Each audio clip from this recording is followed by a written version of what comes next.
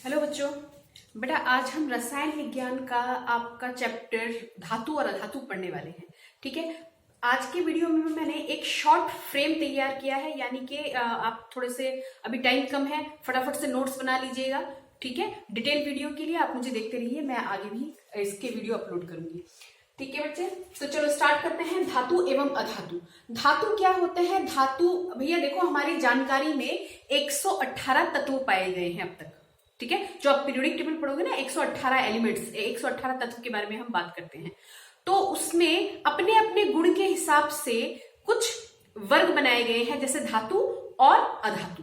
ठीक है, तो धातु क्या होते हैं पहले तो समझ लो। धातु क्या होते हैं? धातु वो तत्व होते हैं, ऐसे तत्व जिनके बाहरी कक्ष में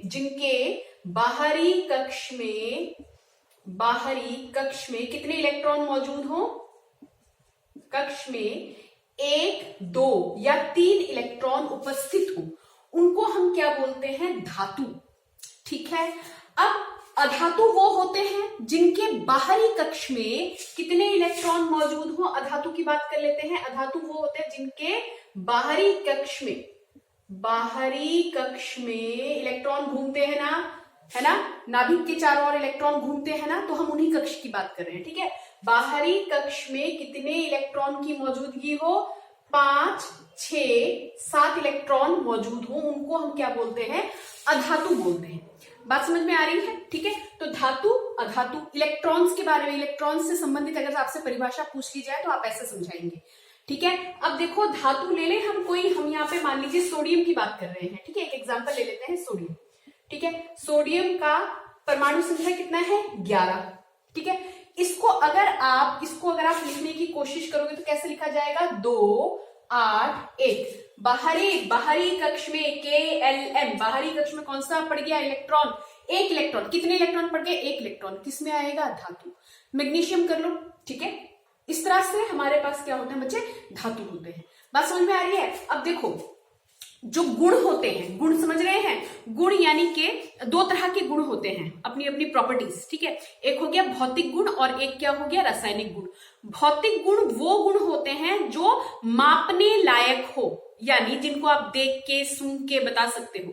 ठीक है, कि कैसा है, कैसा दिखने में है। ठीक है, ये इस तरह के गुण को जिनको आप माप सकते हो उनको हम बोलते हैं भौतिक गुण। और रासायनिक गुण वो होते हैं जो रासायनिक अभिक्रिया को दर्शित करते हो, यानी कोई धातु है, वो पानी के साथ मिलेगा तो किस तरह से रिएक्ट करेगा, कैसे दिखेगा, क्या बनाएगा। समझ रहे हो? तो इस तरह से हमारे पास धातु अधातु के 2 अलग अलग से हमने गुण लिख लिए, भौतिक गुण और रासायनिक गुण। बेटा अभी शॉर्ट नोट्स बनाइए, डिटेल वीडियो हम बाद में इसका अपलोड कर लेंगे। अभी फिलहाल के लिए आप शॉर्ट नोट्स बनाइए। ठीक है, चलिए, तो भौतिक गुण क्या है? सारे भौतिक क्या होते हैं?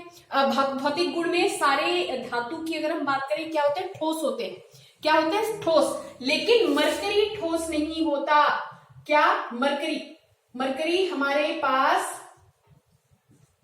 रूम टेम्परेचर पर, यानी 27 डिग्री पर मरकरी धातु है, लेकिन रूम टेम्परेचर पे किस अवस्था में होता है? थोड़ा सा पिघली हुई अवस्था में होता है।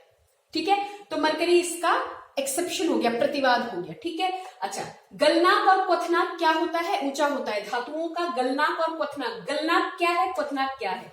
गलनांक यानी कितने पे पिघलना शुरू करेंगे। ठीक है, क्वथनांक यानी कि उबलना शुरू करेंगे। ठीक है, अब जैसे मान लो मैं आपको गलनांक और क्वथनांक समझा रही हूँ, इसको धातु से आप जोड़ के देख सकते हैं। अगर मान लीजिए आपके पास बर्फ का टुकड़ा है, ठीक है, किसी टेम्परेचर पे वो धीरे धीरे पिघलना शुरू करेगा, तो जिस टेम्परेचर पे पिघलना शुरू करेगा उसे क्या बोला जाता है? गलनांक। और जब वो गल जाए पूरी तरह से और उसको हमने थोड़ा टेम्परेचर, तापमान और दे दिया और वो क्या शुरू हो जाए? उबलना शुरू हो जाए, उसे हम क्या बोलते हैं? क्वथनांक। ठीक है, तो जो धातु होते हैं क्योंकि वो ठोस होते हैं, सॉलिड होते हैं, तो उनका गलनांक भी ज्यादा होता है, उनका क्वथनांक यानी कि वो ज्यादा टेम्परेचर पे पिघलते हैं और ज्यादा टेम्परेचर पर ही उबलते भी हैं। ठीक, तीसरा पॉइंट, उच्च घनत्व होता है। उच्च घनत्व का मतलब एक ही जगह पे बहुत सारे एटम्स पड़े हुए होते हैं। अब भैया देखो, एक लोहे का टुकड़ा ले लो।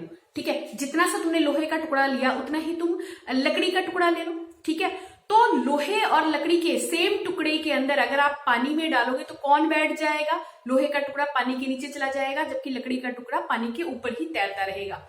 घनत्व का मतलब एक छोटी सी जगह पे कितने हमारे अणु परमाणु उपस्थित हैं। बात समझ में आ रही है? ठीक है, तो उच्च घनत्व होता है। ठीक, आघातवर्ध्यता और तन्यता। आघातवर्ध्यता यानी पीटना, आघात करना, ठीक है, यानी धातुओं को पीट कर उनकी चादरें बनाई जा सकती हैं। तन्यता तानना, खींचना, है ना, उस शब्द से याद रखना। तो खींचकर तारे बनाई जा सकती हैं। तो जितने भी धातु हैं वो धातु जो है वो आघातवर्ध्यता और तन्यता को दिखाते हैं, यानी कि हर धातु को। अच्छा सुनो, ये कहाँ पे दिखने को मिलता है? ये तुम्हें चॉकलेट वॉकलेट खाते हैं ना, चॉकलेट के ऊपर एक रैपर सा होता है ना एल्युमिनियम का, रोटी लेके रोटी जिसमें फॉइल रखा जाता है, एल्युमिनियम फॉइल होता है ना रोटी गर्म रखने के लिए, सब्जी गर्म रखने के लिए, है ना। तो वो जो फॉइल्स होती है वो एक्चुअली मेटल्स को पीट पीट के पतली चादरें बनाई जाती है। अरे मिठाइयों के ऊपर देखा होगा भैया, पतला सा वर्क पड़ा होता है, चांदी का वर्क पड़ा हुआ होता है, ठीक है ना, वही। ठीक है, तो आघातवर्ध्यता, तन्यता, ये जो हमारे घरों में तारे जो है यानी इलेक्ट्रिसिटी जो चल रही है वो तारों के थ्रू आ रही है ना, वो तारे क्या है, खींच के लंबी की गई है, कॉपर का मेटल है ना, कॉपर धातु। तो ये हो गया आघातवर्ध्यता और तन्यता। ऊष्मा और विद्युत की सुचालक, यस याद रखिएगा बेटा, ऊष्मा और विद्युत की सुचालक यानी कि जितने धातु हैं वो ऊष्मा यानी हीट और विद्युत यानी इलेक्ट्रिसिटी की सुचालक होती है, यानी आसानी से पास करवाती हैं। ठीक, ये तो हो गए इसके भौतिक गुण, किसके, धातु के। अब जरा रासायनिक गुण की बात करो। रासायनिक गुण में बेटा बड़ा जल्दी से देखना, कोई भी धातु है अगर ऑक्सीजन के साथ मिल जाएगा क्या बनाएगा, धात्विक ऑक्साइड बनाएगा। क्या बनाएगा, धात्विक ऑक्साइड। जैसे सोडियम है, ऑक्सीजन के साथ मिल जाएगा सोडियम ऑक्साइड, ठीक है। अगर आपने मैग्नीशियम ले लिया, मैग्नीशियम प्लस ऑक्सीजन लगाओगे तो मैग्नीशियम ऑक्साइड, ठीक है। डिटेल वीडियो नहीं बना रहे, शॉर्ट में बना रहे हैं, याद करने के लिए करो, ठीक है। धातु तनु अम्ल या जल मिश्रित अम्ल के साथ रिएक्ट कर जाएगा। जल मिश्रित अम्ल यानी कि जिसमें अम्ल का मात्रा कम हो, पानी की मात्रा ज्यादा हो, ठीक है, डाइल्यूट एसिड जिसे हम बोलते हैं, ठीक है। तो कोई भी धातु तनु अम्ल के साथ यानी कि जल मिश्रित अम्ल के साथ रिएक्शन करेगा। मैंने बोला ना रासायनिक गुण यानी किसी रसायन में मिलके किस तरह से गुण दिखाएगा, कैसे क्या बनाएगा, ठीक है ना। तो धातु जब भी तनु मिश्रित जल के साथ, तनु अम्ल के साथ जल मिश्रित अम्ल के साथ रिएक्शन करेंगे, क्या बनाते हैं, लवण बनाते हैं। क्या बनाते हैं, लवण बनाते हैं। और क्या निकालते हैं, हाइड्रोजन गैस। याद रखिएगा, धातु जब अम्ल के साथ रिएक्शन करता है तो क्या निकालता है, हाइड्रोजन गैस निकालता है और क्या बनाता है, लवण बनाता है। समझे। अच्छा, धातु जब क्लोरीन के साथ रिएक्शन करेगा क्या बनाएगा, धात्विक क्लोराइड बनाएगा। क्या बनाएगा, धात्विक क्लोराइड। धातु जब हाइड्रोजन के साथ रिएक्शन करेगा तो धात्विक हाइड्राइड बनाएगा, धात्विक हाइड्राइड बनाएगा। बात समझ में आ रही है कुछ, ठीक है। रिएक्शंस भी बता देंगे, वो डिटेल वीडियो में बनाएंगे, ठीक है। अब आ जाओ अधातु। मैंने क्या बोला, जिनके बाहरी कक्ष में 5, 6, 7 इलेक्ट्रॉन होते हैं। उदाहरण के लिए ले लो क्लोरीन। क्लोरीन का कितना, 17। क्या लिखा जाएगा, कॉन्फ़िगरेशन 2, 8, 7। बाहरी कक्ष में कितने पड़ गए, 7। क्या होगा ये, अधातु। ध्यान रहेगा, ठीक है। अधातु के भौतिक गुण जो मापे जा सके, समझ में आ जाए, देख के समझ में आ जाए, उनको हम क्या बोलते हैं, भौतिक गुण, ठीक है, ओके। और रासायनिक गुण जो नया बनाएगा किसी पानी के साथ, एसिड के साथ रिएक्शन करके, ठीक है। तो बेटा जी भौतिक गुण में क्या आ गए, भौतिक गुण में आ गए ये भंगुर होते हैं, ये आसानी से टूट जाते हैं, भंगुर होते हैं। कौन, अधातु, ठीक। और ये सॉलिड यानी ठोस, द्रव और गैस तीनों ही अवस्था में पाई जाती है। अधातु तीनों ही अवस्था में पाई जाती हैं, ठीक है जी, ठीक है। अच्छा, निम्न गलनांक और क्वथनांक यानी कि ये आसानी से मतलब थोड़ा सा तापमान देते ही ये गलना भी शुरू हो जाता है, पिघलना भी शुरू हो जाता है। बात समझ में आ रही है, निम्न गलनांक और क्वथनांक। उसमें क्या था, उच्च क्वथनांक और गलनांक, राइट। अब आगे चले, ऊष्मा और विद्युत की कुचालक। अब इनके बाहरी कक्ष में इलेक्ट्रॉन की मौजूदगी जो है, उसको इलेक्ट्रॉन की जरूरत है। अधातु जो होते हैं इनके बाहरी कक्ष में 5, 6, 7 इलेक्ट्रॉन होते हैं। तो अपने कक्ष को पूरा करने के लिए ये बाहर से इलेक्ट्रॉन की इनको जरूरत होती है, यानी इनके पास इलेक्ट्रॉन की क्या है, कमी। अगर इलेक्ट्रॉन की कमी है, ऐसा नहीं है इलेक्ट्रॉन नहीं है, ये मत बोलना। अगर इलेक्ट्रॉन की कमी है तो वो क्या होगा, विद्युत और ऊष्मा की कुचालक। अरे भैया सुनो ना, देखो ये जो तारे होती है ना, जिसमें हमारे घरों में जो तारे लगी हुई है ना, उसके ऊपर एक प्लास्टिक का कवर चढ़ा हुआ है। अगर वो प्लास्टिक का कवर ना हो तो अंदर क्या पड़ा है, धातु, है ना। तो वो उस पे आपको क्या लगेगा, उसमें इलेक्ट्रॉन्स फ्लो कर रहे हैं, यानी इलेक्ट्रॉन का बहाव है, आप उसको हाथ लगाओगे आपको करंट लग जाएगा, उसे बचाने के लिए प्लास्टिक लगा हुआ होता है ना, धातु। ठीक है ना, समझ में आ रही है, ठीक है। तो कुछ वही चीज है, हाँ बिल्कुल ऐसे ही हमारे पास कुछ चीजें हैं। तो ये हमारे पास क्या है बेटा, ऊष्मा और विद्युत की कुचालक।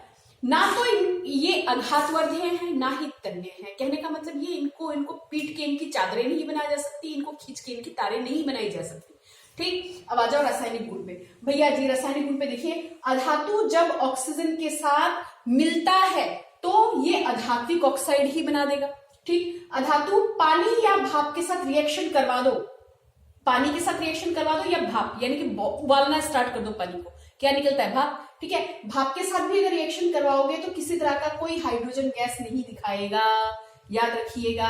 ठीक है, अरे वहां पे धातुओं को पानी के साथ रिएक्शन करवाया ना, ठीक है, क्या बना दिया, धात्विक हाइड्रोक्साइड और हाइड्रोजन, धात्विक हाइड्रोक्साइड और हाइड्रोजन। यहाँ पे अधातु पानी के साथ कोई हाइड्रोजन गैस नहीं निकालता, अधातु किसी भी अम्ल के साथ रिएक्शन करवा दो कोई क्रिया नहीं दिखाएगा, लेकिन अधातु को अगर आप क्लोरीन के साथ रिएक्शन करवा रहे हो, अधात्विक क्लोराइड आपको दिखा देगा।